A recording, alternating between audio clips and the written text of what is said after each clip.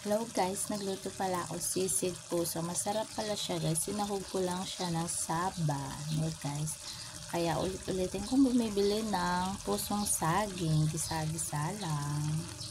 Terno natin ay sarap na galunggong. Ayan, kain na tayo guys.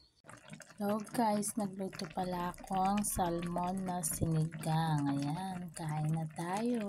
Okay na to. So guys, nagluto pala akong kilawin sa Pampanga. Favorite namin. Kain na tayo. Okay na to.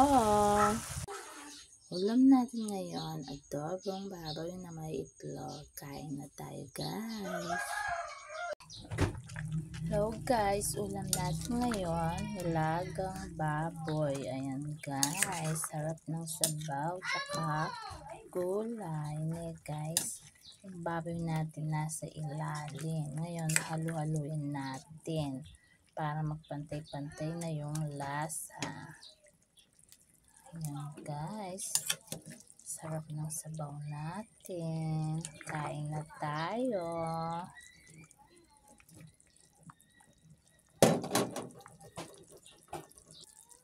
Okay na to.